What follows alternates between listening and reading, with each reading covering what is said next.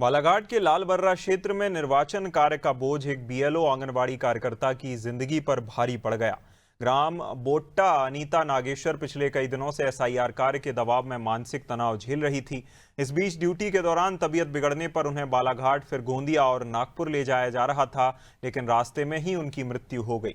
परिवार पूरी तरह निर्भर था और अब आर्थिक संकट उनके परिवार पर गहरा गया है। मृतका की बेटी का आरोप है कि मां बीमारी में भी लगातार एसआईआर का काम कर रही थीं, जिससे तनाव बढ़ता गया। उन्होंने शासन प्रशासन से आर्थिक मदद और परिवार के किसी सदस्य को नौकरी देने की मांग की है।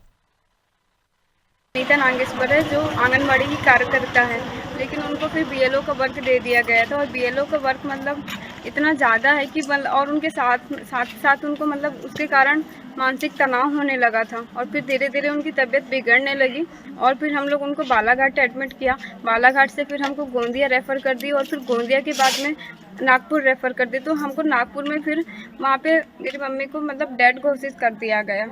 तो प्रशासन इसके लिए हमारी मदद करे कि इतना जो वर्क है एक आंगनबाड़ी कार्यकर्ता मतलब उनका खुद ही उनके विभाग का बहुत सारा वर्क रहता है और फिर से ये बीएलओ का वर्क, तो हुए मानसिक तनाव और इसके कारण मेरी मम्मी की आज मृत्यु हुई है। तो मैं बस प्रशासन से चाहती हूँ कि वो हमें जवाब दे और इसका निर्णय ले। एक्चुअली मेरा भ्रमण और मेरे साथ संयुक्त सुपरवाइज़र का भी भ्रमण, हम लोग 10 तारीख को केंद्र आए थे निरीक्षण के लिए। तो हमको कार्यकर्ता मिली थी और कार्यकर्ता बहुत कर्मठ थी, बहुत मेहनती थी। उसका केंद्र का काम भी अच्छा था और साथ ही बीएलओ का काम भी अच्छा था। उस दौरान ही थोड़ा सा उसकी तबीयत खराब का मुझे बताया था, तो मैंने उसको बोला था अच्छे से डॉक्टर को इलाज करा के आप दवाइयाँ लीजिए, ऐसे मन से दवाइयाँ मत खाइए। और फिर उन्होंने 12 तारीख की शाम तक बीएलओ सर्वे में काम किया है और उन्होंने चक्कर आ रहे थे तो बालाघाट दिखाए डॉक्टर को, तो डॉक्टर ने गोंदिया रेफर कर दिया।